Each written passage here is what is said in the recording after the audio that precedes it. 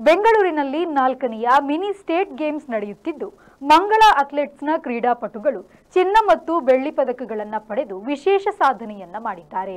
ಯುವ ಸಬಲೀಕರಣ ಮತ್ತು ಕ್ರೀಡಾ ಇಲಾಖೆ, ಕರ್ನಾಟಕ ಕ್ರೀಡಾ ಪ್ರಾಧಿಕಾರ ಮತ್ತು ಕರ್ನಾಟಕ ಒಲಿಂಪಿಕ್ ಸಂಸ್ಥೆಯ ಸಹಯೋಗದಲ್ಲಿ ಮಿನಿ ಕರ್ನಾಟಕ ಕ್ರೀಡಾಕೂಟ 2025 ಕರ್ನಾಟಕದ 4ನೇ ಮಿನಿ ಕ್ರೀಡಾಕೂಟವು ಬೆಂಗಳೂರಿನ ಕಂಠೀರವ ಹೊರಾಂಗಣ ಕ್ರೀಡಾಂಗಣದಲ್ಲಿ ನಡೆಯುತ್ತಿದೆ. ಈ ಕ್ರೀಡಾಕೂಟದಲ್ಲಿ ಮಂಗಳೂರಿನ ಮಂಗಳ ಅಥ್ಲೆಟ್ಸ್ನ ಕ್ರೀಡಾಪಟುಗಳು ವಿಶೇಷ ಸಾಧನೆಯನ್ನ ಮಾಡಿದ್ದಾರೆ.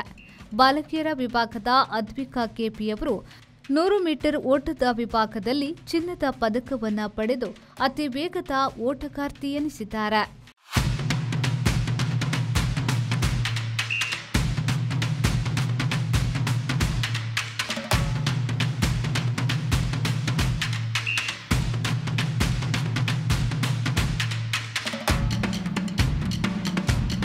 ಹದಿನಾಲ್ಕು ವರ್ಷದೊಳಗಿನ ಬಾಲಕರ ವಿಭಾಗದ ಹೈಜಂಪ್ನಲ್ಲಿ ಪ್ರಸಿದ್ಧ ರಾವ್ ಬೆಳ್ಳಿಯ ಪದಕವನ್ನು ಪಡೆದಿದ್ದಾರೆ.